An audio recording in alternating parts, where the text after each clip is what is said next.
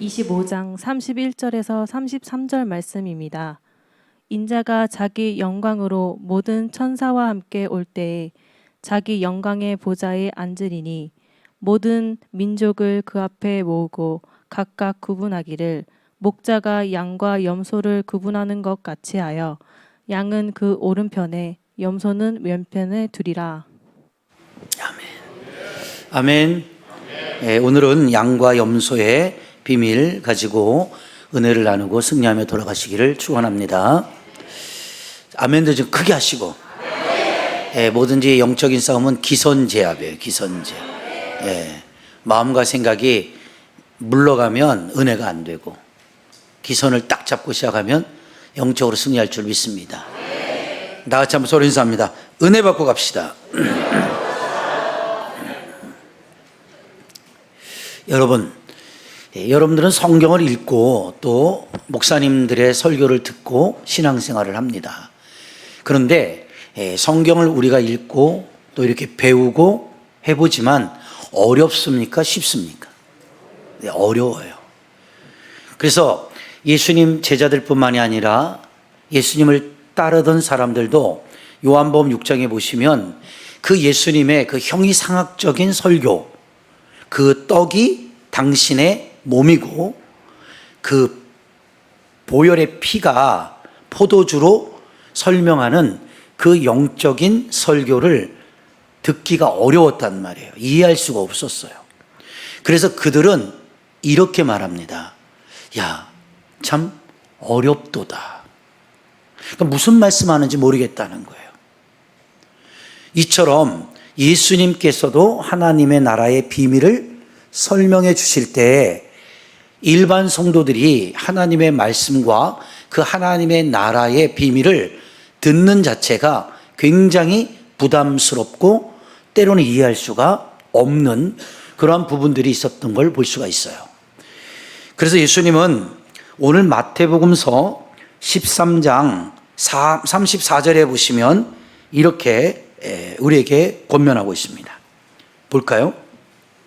예수께서 이 모든 것을 무리에게 비유로 말씀하시고 비유가 아니면 아무것도 말씀하지 않았어요.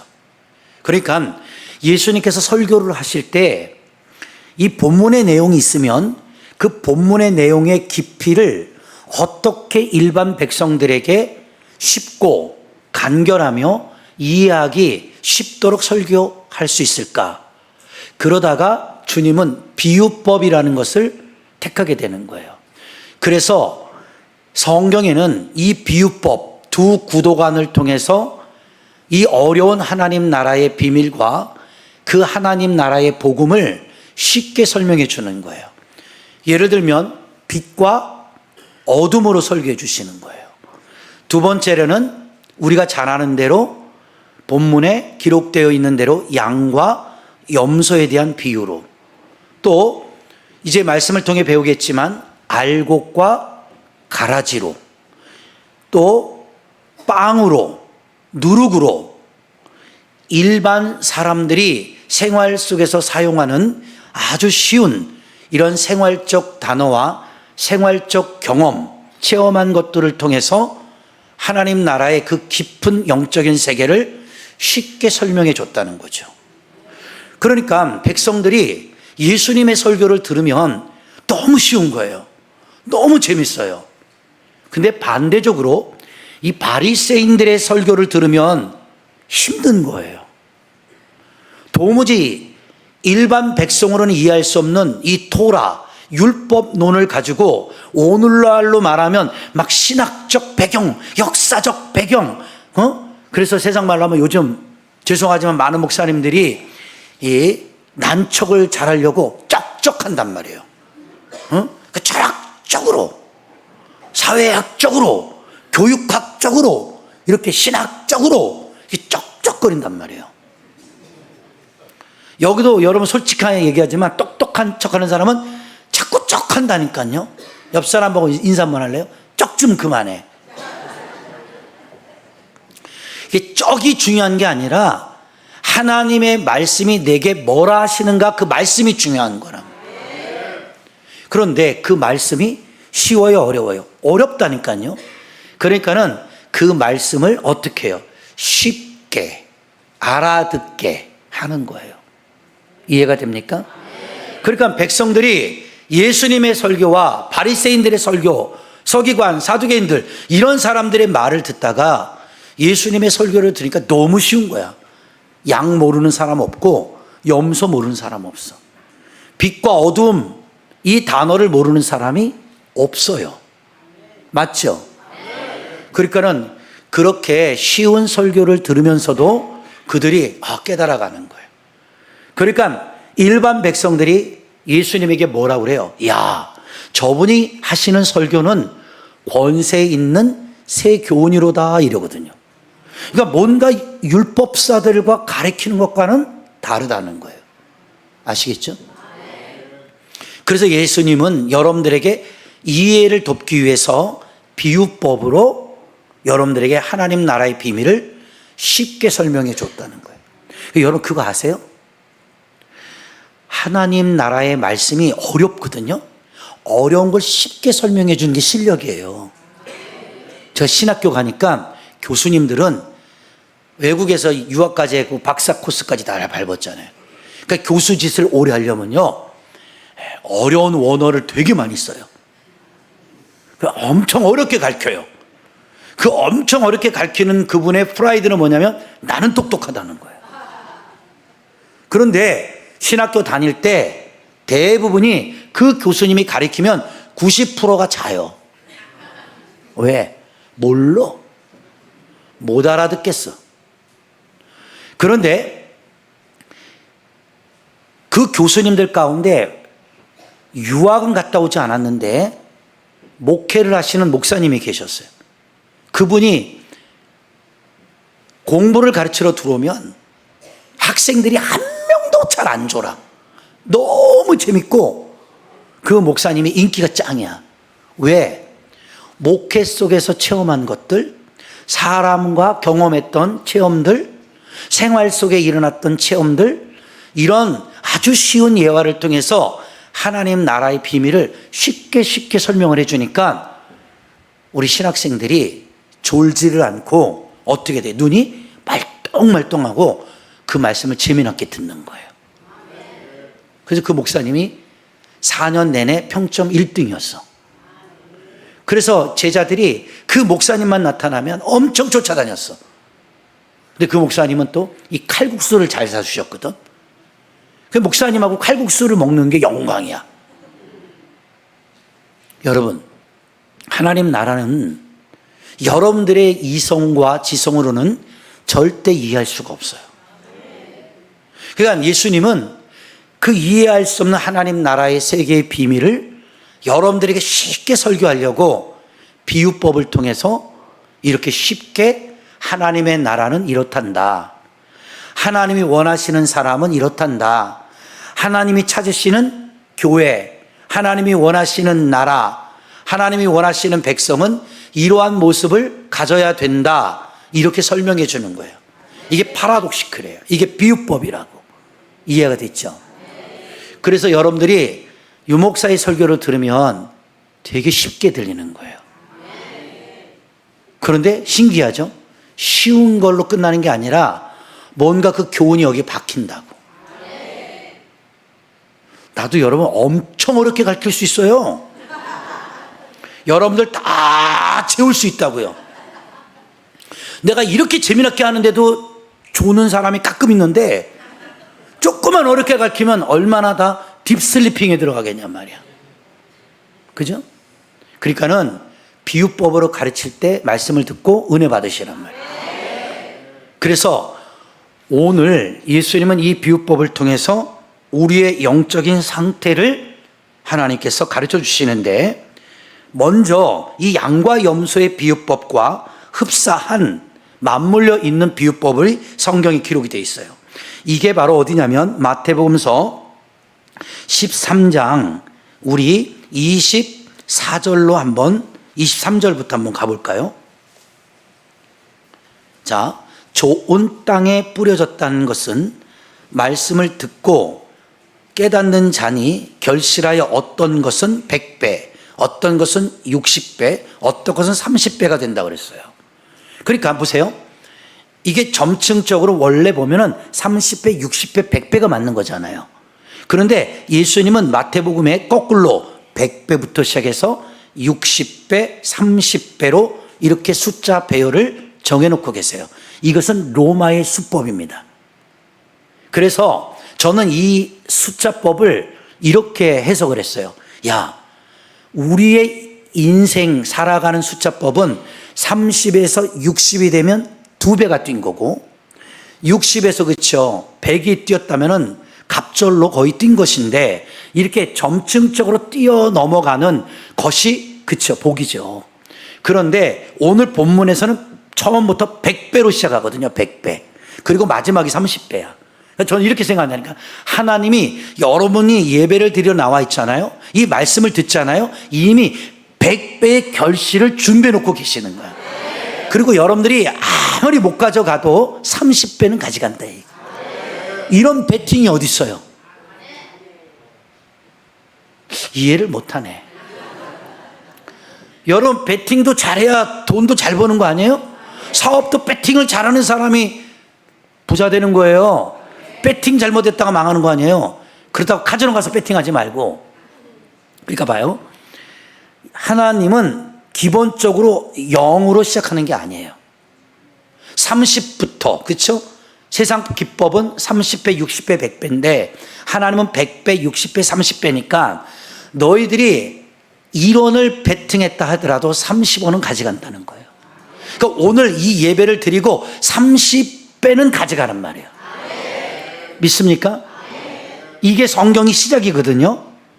그런데 보세요. 좋은 땅에 뿌려져야만 최하 30배를 가져간다는 거죠.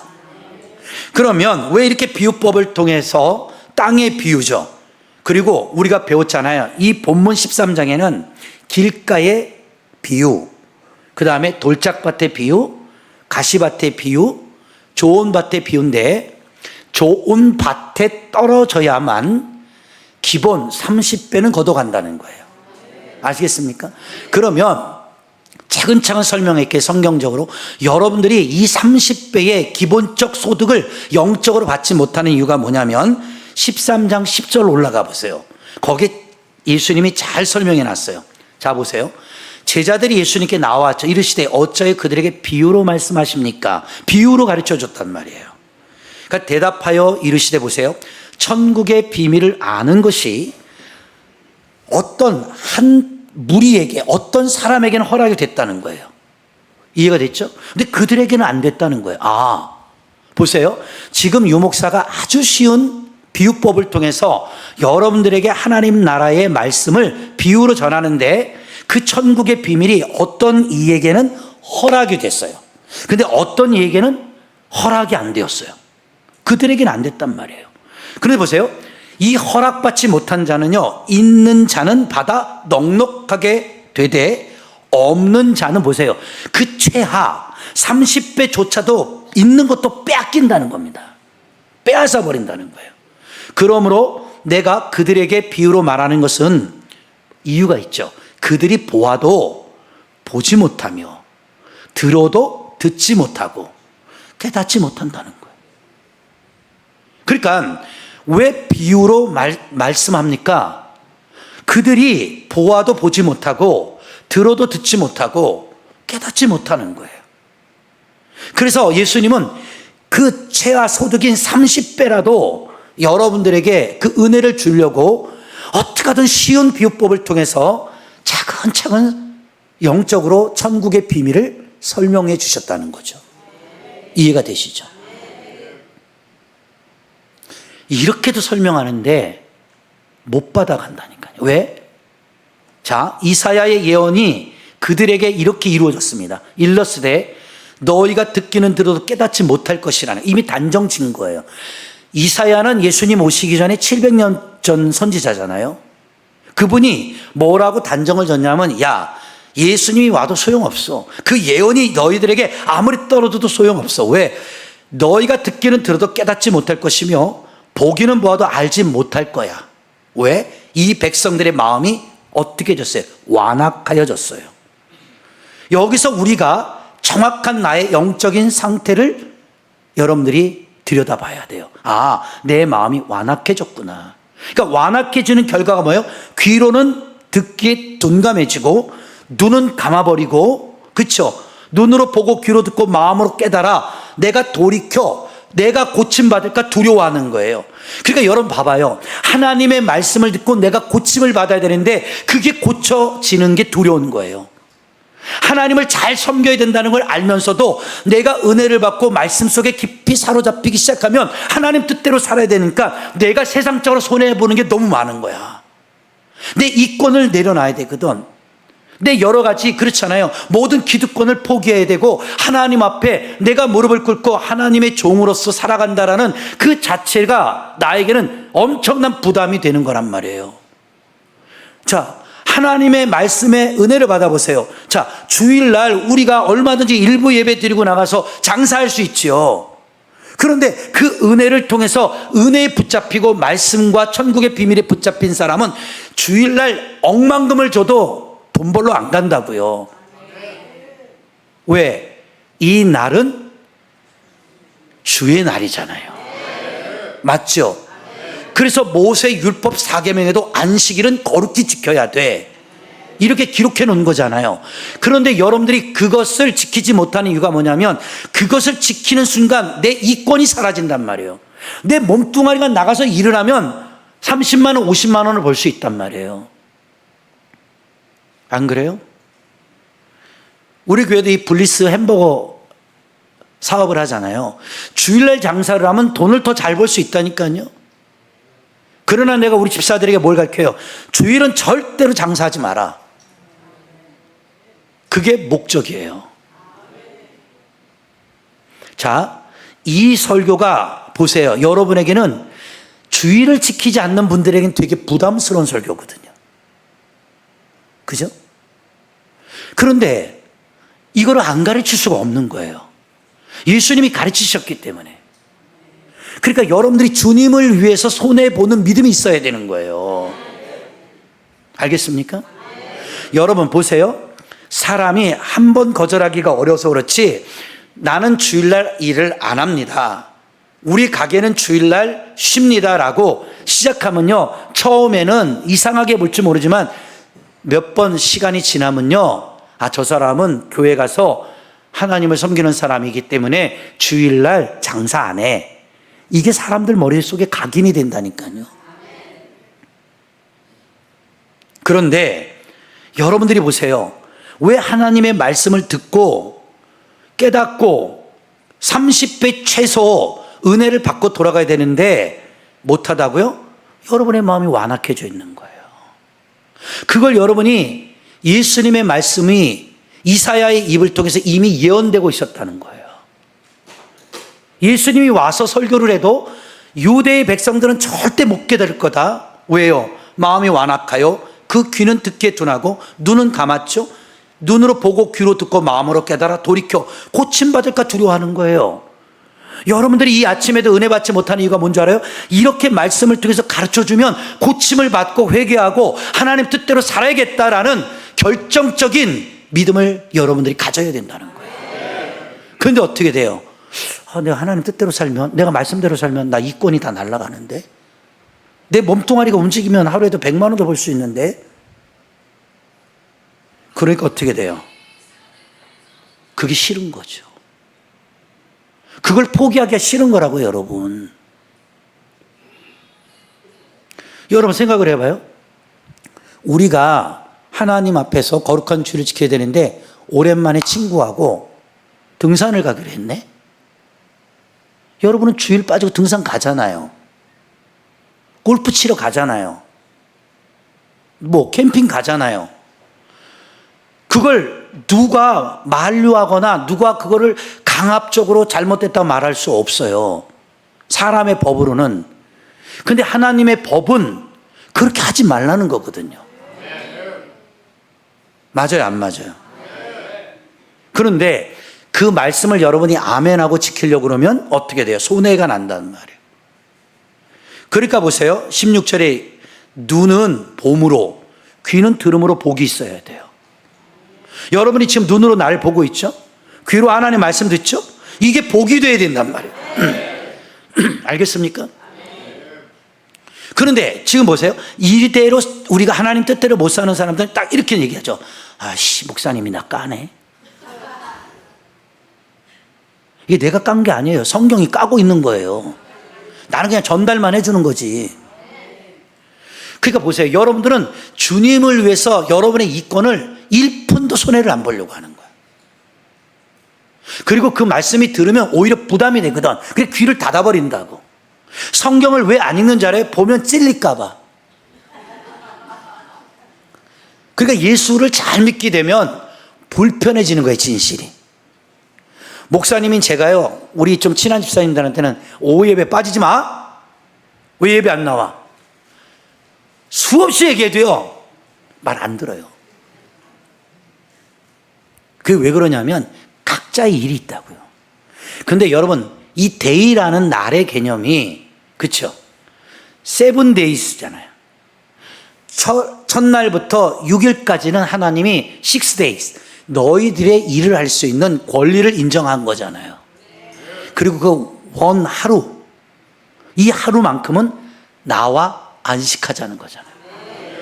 그 창세기 2장에 뭐라 그래요? 안식일에 하나님이 복을 주셨다 그랬단 말이에요. 여러분, 안식일에 주님과 함께하는 게 복이에요. 여러분, 안식일 어겨가면서 돈 많이 벌 수 있지요. 근데 죄송하지만 어느 날 여러분 몸이 아파서 병원 가갖고 이상한 병 한번 걸리면요, 그동안 벌어놓은 거 다 날라가요, 병원비로. 또 돈 벌러 가다가 차 사고 나가지고요, 10배 또 손해보는 경우도 있어요. 그러니까 이 돈이라는 건 주머니에 들어와서 잠깐 있다가 사라지는 거예요. 제가 지금 이렇게 쉽게 설명하는 이유는 뭐냐면, 여러분들이 부담스러울 걸 알지만 뭘 가리키는 거냐. 천국은 이 비유법을 통하여 이 비유를 깨닫는 자가 100배, 60배, 30배의 은혜를 걷어갈 수 있다는 거예요. 이걸 못하면 안 되는 거라니까요. 그러니까 여러분, 눈이 봄으로 복이 돼야죠. 귀는 들음으로 복이 돼야죠. 내가 진실로 너희에게 이르노니 많은 선지자와 의인이, 보세요, 너희가 보는 것을 보고자 해도 보지 못했다는 거예요. 이 말이 무슨 뜻인지 알아요? 많은 선지자들이 구약대 선지자 예수님 봤어요? 못 봤잖아요. 근데 너희들은 예수님 봤다는 거 아닙니까? 그러니까 너희가 복이 있는 거죠. 너희들은 선지자의 예언을 통해서, 율법을 통해서 하나님의 말씀을 대언받았지만, 너는 법의 주인 되시고 복음의 주인 되시는 예수가 와서 너희들 앞에서 지금 설교하고 있잖아. 이 설교를 듣고도 깨닫지 못하는 거야? 이야. 그 주님이 이 비유법을 통해서 오늘 백성들의 어그러져 있는 마음, 강팍해져 있는 마음, 완악해져 있는 영적인 상태를 쉽게 설명해 준 거란 말이에요. 그 옆 사람 보고 인사하세요. 너 못돼서 그래. 아주 못됐어. 못됐기 때문에 말 안 들어먹는 거예요. 여러분들 자식들 키울 때 그런 말 하지 마세요. 말 좀 잘 들어. 시엠이 닮아갖고 그 새끼 그냥 말 그렇게 안 들어 쳐먹네. 이러면 안 된다고. 그 엄마는 또 그래. 어휴, 저 새끼 지혜비 닮아가지고 말도 그렇게 안 들어 쳐먹어. 학교 갔더니 선생님이, 야, 너는 누구 닮아서 그렇게 말을 안 들어? 아니, 우리가 평생 크도록 뭐 들으래? 말 들으라고 그러잖아. 말. 남자는 나이가 먹을수록 누구 말 들으래? 여자 말 들으래잖아. 여자 말. 두 여자 말만 잘 들으면 인생이 안 빗나간대. 내비게이션의 여자와 집안에 있는 여자. 근데 남자들은요, 신기해요. 이 젊을 때일수록요, 남자라는 이 자존감이 강하기 때문에 여자만, 시끄러. 네가 뭘 알아? 내가 알아서 할게. 그래서 망해먹은 거예요. 여보, 이번 거는 아닌 것 같은데? 나는 자꾸 마음이 안 땡겨. 시끄러. 넌 가만히 있어. 내가 벌어다 주는 돈 갖고 그냥 떵떵거리고 살아. 골프나 치면서. 가만히 있지, 여자는. 근데 그게 잘 되면 모르는데 안 돼. 그 봐, 내 말 좀 듣지? 그때 당신 좀 말리지, 나를. 말렸잖아! 네가 안 들은 거지. 이래서 손해보는 경우 있었어요, 없었어요? 남자들 있었어요, 없었어요?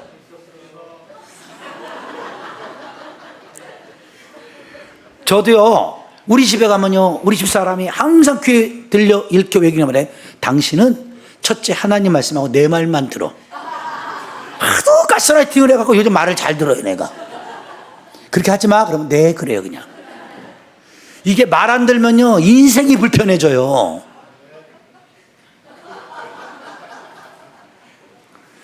그 말 잘 들으면 얼마나 좋아. 신앙생활도 똑같은 거 아니야? 목사님 말씀도 잘 들으는 게 중요하지만 하나님 말씀 여러분 전할 때 그 말씀 듣고 말씀대로 살라는데 왜 말을 안 들어? 왜 말을? 엄마가 그러대, 나 어릴 때. 이놈의 새끼, 넌 매 맞아야 정신 차릴래? 매 많이 맞았어. 여러분, 하나님 말씀은 어렵지만 제가 이렇게 비유법을 통해서 쉽게 설명하는 거예요. 다시 한번 인사하세요. 말 좀 들어라. 매 맞기 전에.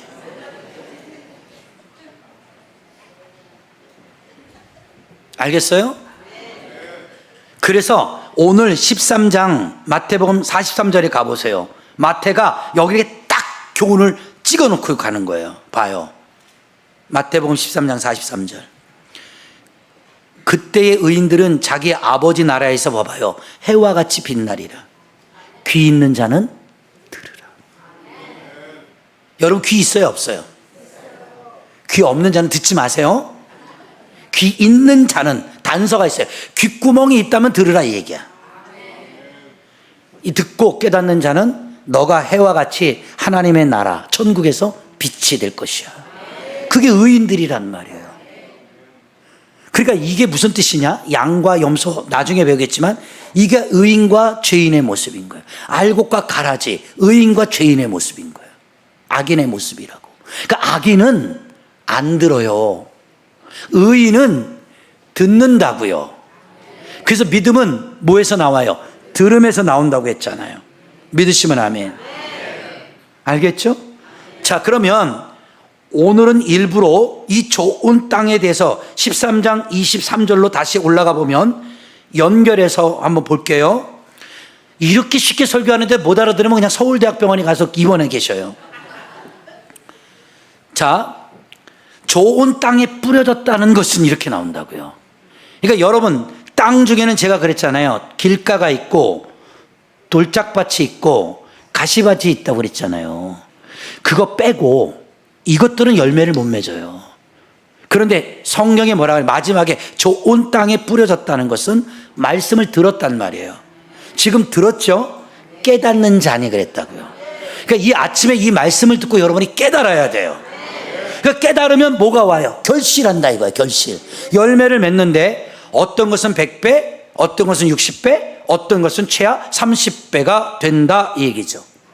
그럼 보세요. 예수께서 그들 앞에 또 비유를 들으시고 계속 비유해요. 천국은 좋은 씨를 제 밭에 뿌린 사람과 같다 이렇게 표현하고 있거든요. 알겠습니까? 그러니까 여러분, 이 밭은 무엇을 상징하죠? 우리를 말한단 말이에요. 씨는 하나님의 말씀을 말하죠. 비유법으로. 그러니까 우리 마음의 심령 밭에 하나님의 말씀의 씨가 뿌려졌다고. 그러니까 좋은 밭을 가진 사람은 아멘하고 받아들인다고. 이게 말씀이 마음에 와서 수정이 된다고요. 믿으시면 아멘. 알겠죠? 이 마음밭에 그 말씀의 씨가 수정이 되니까 결실이 이루어지는 거예요. 그런데 보세요. 사람들이 잘 때 누가 오죠? 원수가 옵니다. 그러니까 보세요. 이렇게 말씀을 듣고 내 마음에 100배, 60배, 30배 결실을 이룰 수 있는데 그걸 싫어하는 자가 있다. 여기서 잔다는 것은 비유법이에요. 그냥 피곤해서 잔다라고 표현할 수 있지만 여기서 잔다라는 것은 더 쉽게 설명할게. 여러분들의 믿음이 마음의 밭이 좋지 않을 때, 예를 들어서 완악해지거나 하나님의 은혜가 메말라 가거나 영적으로 그렇죠 슬리핑에 빠져가는 그러한 상태를 표현하는 거예요. 그렇죠? 그 디프레션이라고 그러잖아요. 이 디프레션에 빠졌을 때 누가 오죠? 반드시 원수가 와요. 그러니까 은혜 받으려면 누가 온다? 그러니까 지혜로운 사람은 은혜 받으려고 하면 원수가 오니까 어차피 오는 원수 나는 은혜 안 받고 원수하고 이런 왼수야. 그런 못된 생각을 그게 악하다는 거야. 고칠 생각을 안 한다니까. 아예 마음을 돌이킬 생각을 안 한다고. 얼마나 못돼 먹었으면 듣고도 깨닫지 못하냔 말이야. 돌이킬 생각을 안 하잖아. 그러니까 뭐요? 잔데 가라지를 덧뿌리고 갔잖아요. 이해가 되십니까? 여러분, 여기서 알곡과 가라지가 나오는 거거든요. 자, 고린도 한번 후서 3장, 아니 고린도서 3장 7절 한번 볼까요? 이 말씀은 듣고 깨닫는 게 그냥 되는 게 아니에요.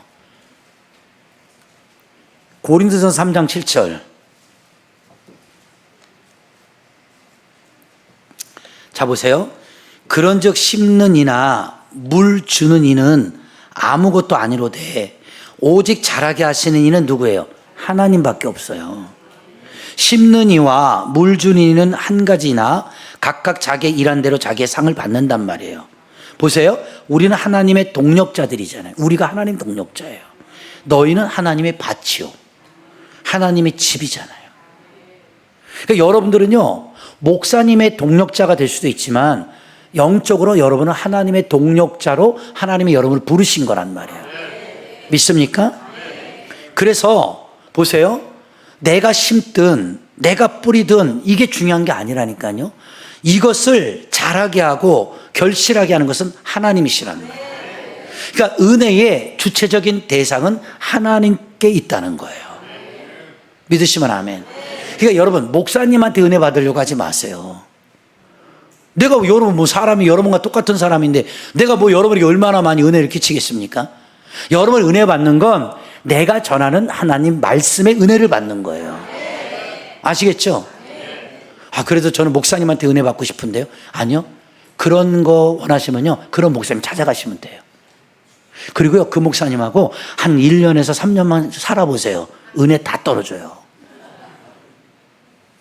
사람은 은혜를 줄 수가 없어요. 여러분들이 왜 자꾸 마음이 완악해지고 실족하고 열매 맺지 못하고 떨어진 줄 알아요? 말씀의 대상이신 하나님을 바라보고 다니지 않고 자꾸 교회, 어떤 목사님 뭐 이런 걸 보고 다니는 거예요. 그러니까 여러분들이 기대했던 목사님의 기대 가치가 떨어지니까 은혜도 떨어져 버려. 나는 여러분들 보잖아요. 옛날에 은혜 떨어졌어요.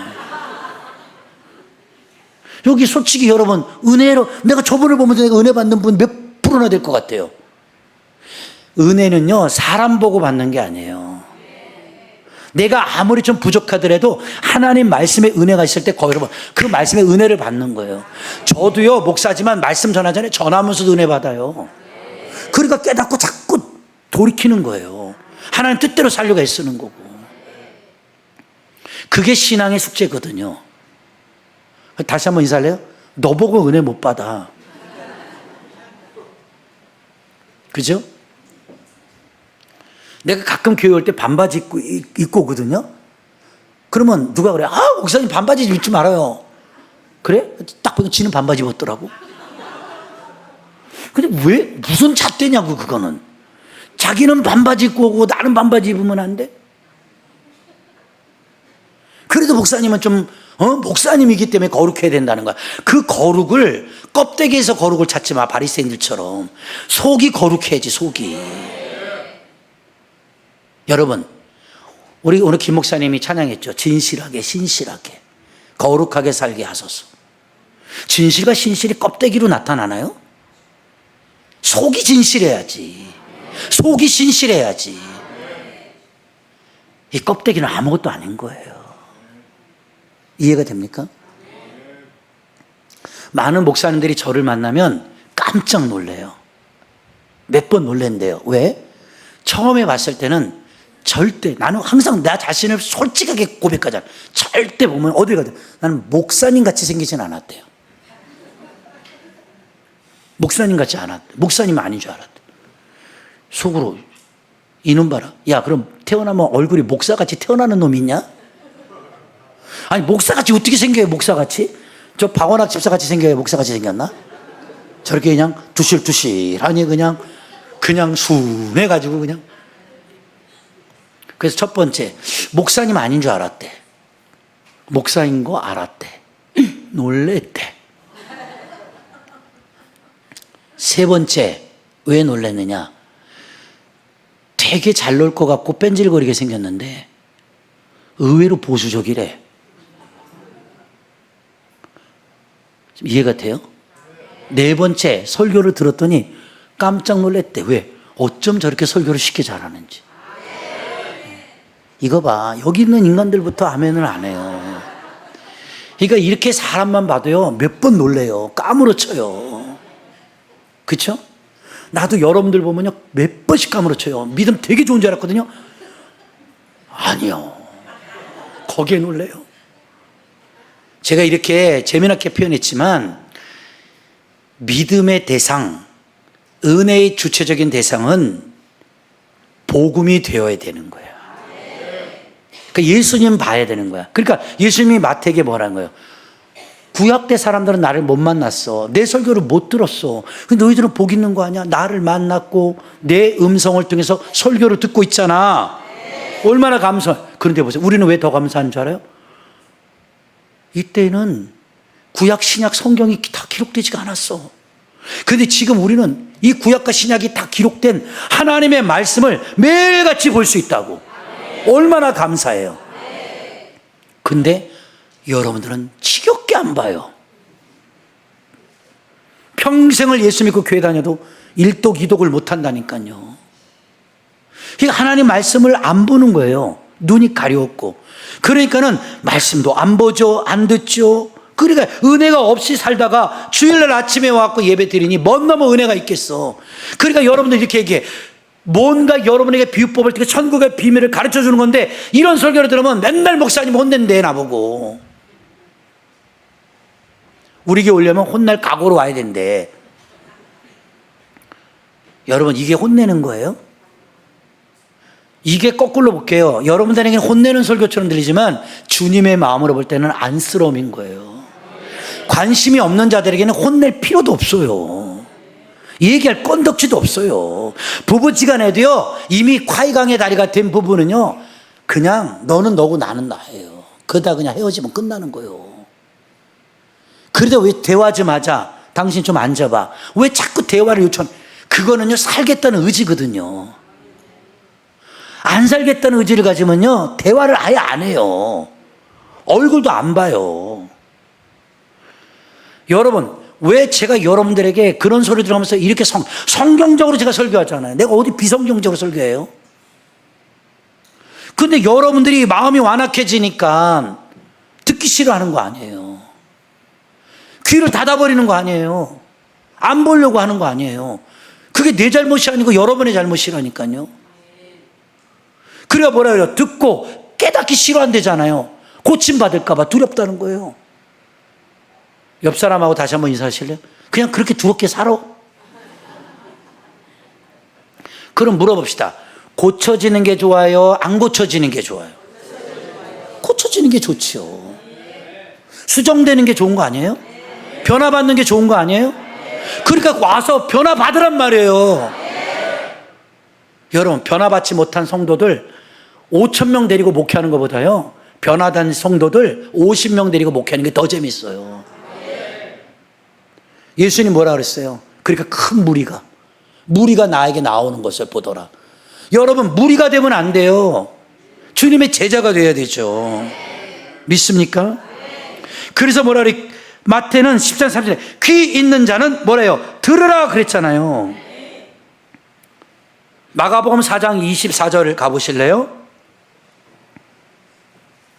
마가복음 4장 24절에 보세요. 또 이르시되 너희가 무엇을 듣는가 스스로 삼가라. 너희의 헤아리는 그 헤아림으로 너희가 헤아림을 받을 것이며 더 받으리라. 보세요. 이렇게 내가 설교를 하는데도 보세요. 여러분들이 악한 자는요, 그 속에서 헤아리고 있다니까요. 이게 무슨 뜻이에요? 판단하고 있다는 거예요. 저건 아니지, 이건 맞지, 옳지, 그르지. 그 헤아림으로 여러분들이 하나님의 말씀을 들어도 아멘하고 결실하고 받아들이려고 하지 않고 판단하는 죄를 짓는다는 거예요. 하나님이 뭐라고 그래요?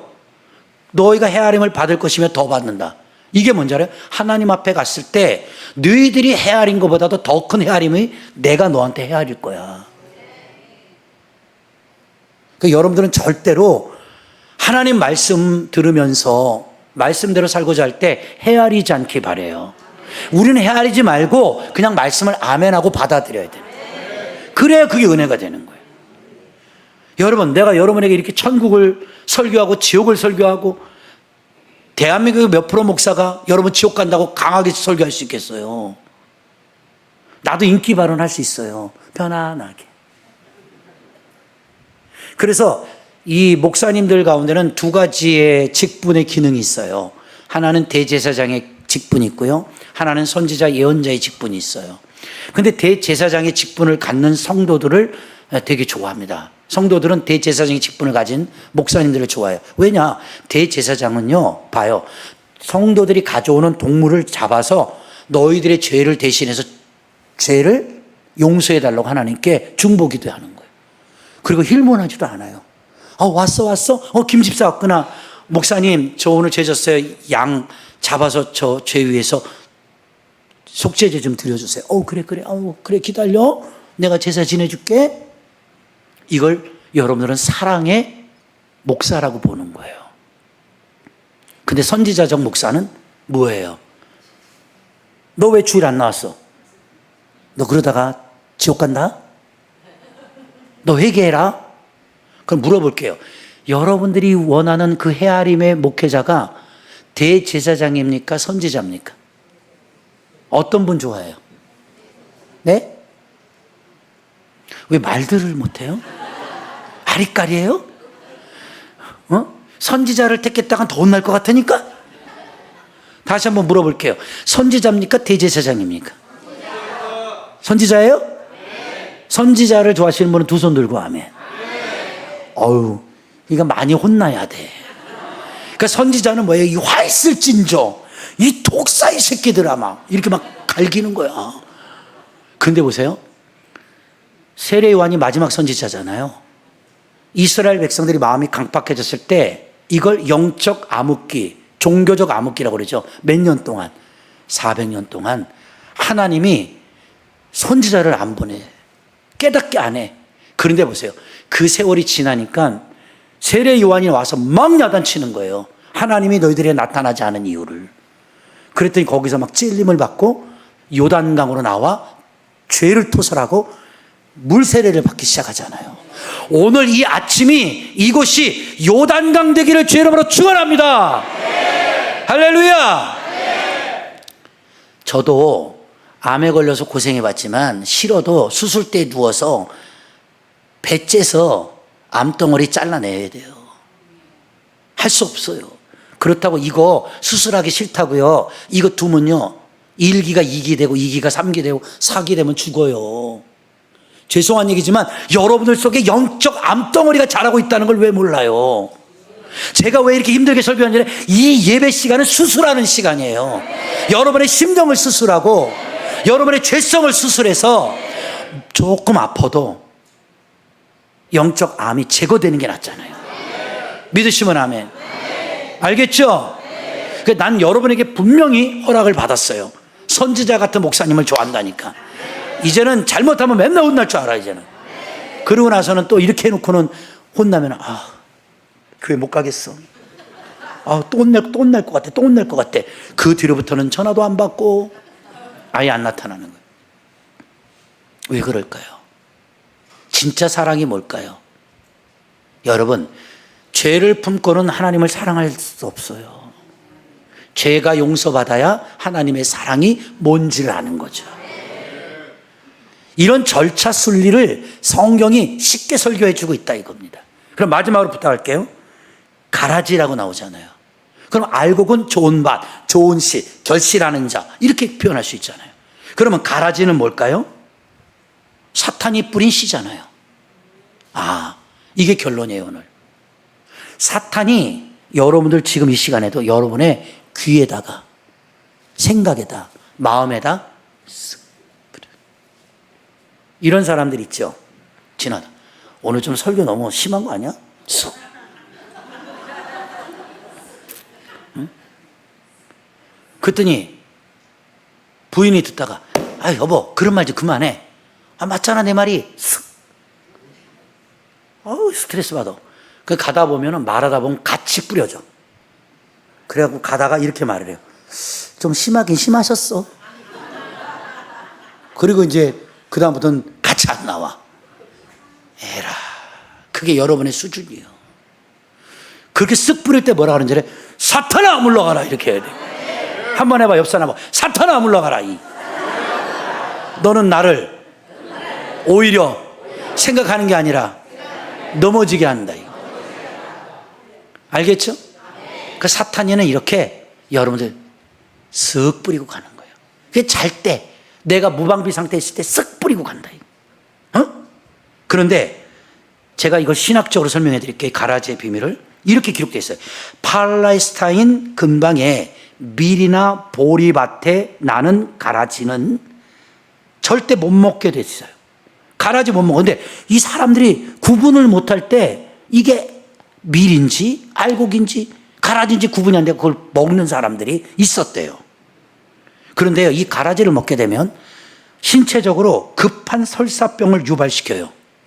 이 가라지가. 그리고 인명, 생명을 위협하는 정도로 독성을 갖고 있어요.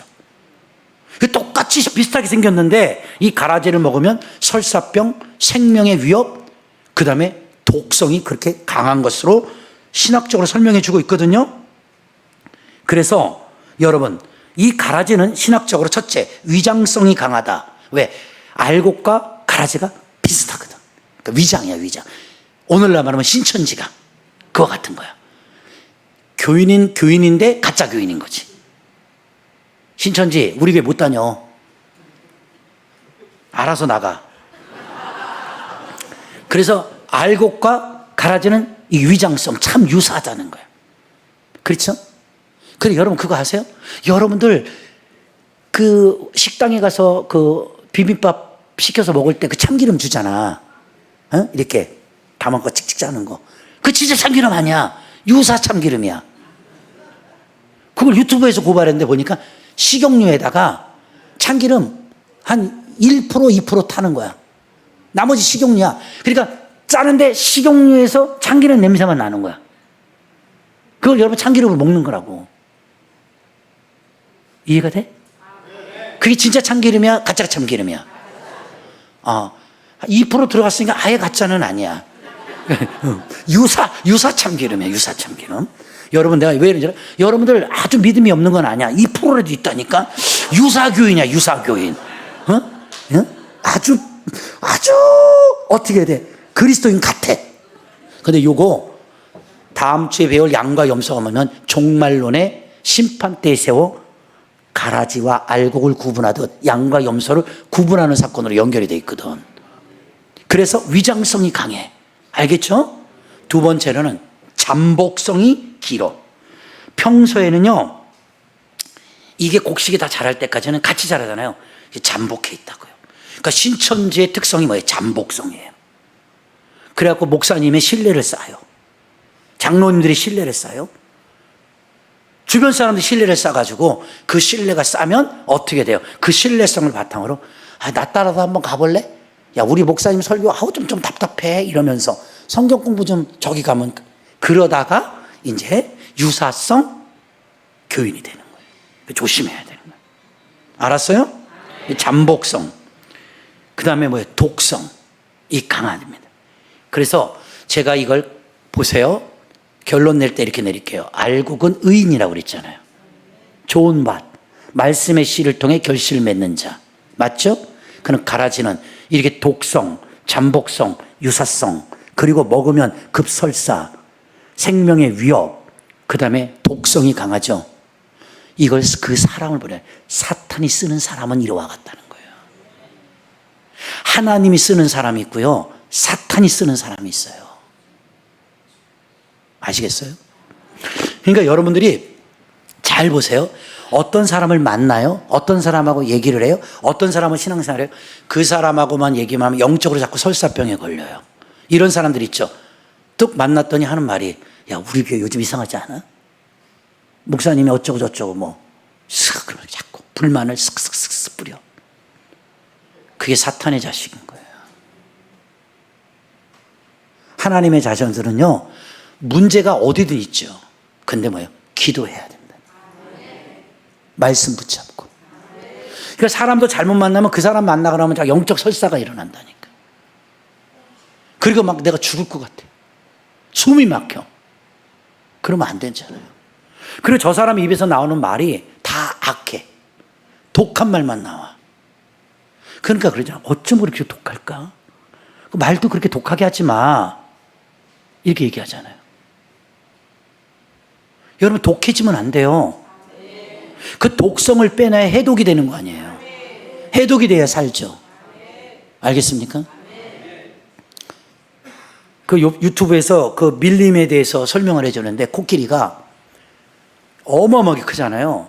그 코끼리의 다리가 이렇게 부은 거예요. 쩔뚝쩔뚝 걷는 거예요. 그걸 찍어갖고 다큐에 올렸더라고요. 그러니까는 그 아프리카 공원을 관리하는 그 관리자들이 그 멀쩡했던 코끼리가 어느 날부터 다리가 이렇게 부어갖고 쩔뚝쩔뚝 걸으니까 안 되겠다 싶어서 코끼리, 야생 코끼리에게 함부로 다가가지 못하게 마취총을 쐈어요. 그리고 코끼리를 재웠거든요. 찾아가 보니까 다리가 이렇게 부었는데 그 안이 썩었어요. 고름이 꽉 찬 거야. 그래서 이게 무슨 일일까 하고 그 고름을 뚫어가지고 이제 막 빼내는데, 와, 진짜 어마어마하게 그 썩은 고름, 피고름이 나오는 거예요. 알고 보니까 킹코브라, 블랙맘한테 물린 거야, 코끼리가. 근데 워낙 등치가 크니까 한 방에는 안 죽은데 그 물린 데서부터 염증이 일어나가지고 그게 코끼리가 이제 죽게 되는 위기까지 온 거예요. 근데 그 관리인들이 발견해가지고 그 대수술을 했어요. 그래갖고 그걸 다 긁어내고 약을 발라주고 그다음에 해독제를 넣었어요. 그리고 나갔고 일주일 뒤에 간호가 끝나고 보니까 코끼리가 이제는 그 붓기가 빠지고 걸어다니고 생명이 유지되더라고. 그걸 보면서, 야, 뱀이 저렇게 무섭구나. 왜 성경에 사탄을 뱀으로 표현했을까? 여러분, 오늘 이 아침에도 뱀에게 물리면 큰일 나요. 그 사탄에게 물리지 마시고 하나님 말씀 듣고 깨달아 돌이켜. 이 말씀이 해독제라는 걸 믿으시고, 이 말씀 아멘 하는 건 이게 약이에요, 약. 해독제예요, 해독제. 여러분들이 살아 돌아가기를 축원합니다. 그리고 가라지 인생 되지 말고, 가라지에게 속지 말고, 그 사탄에게 속지 말고, 여러분들이 알곡과 같이 100배 결실 얻는 하나님의 귀한 크리스천들이 되기를 주의 이름으로 축원합니다. 네, 다 같이 인사하세요. 최하 30배는 건진 것 같아, 오늘. 알았죠? 믿습니까? 네.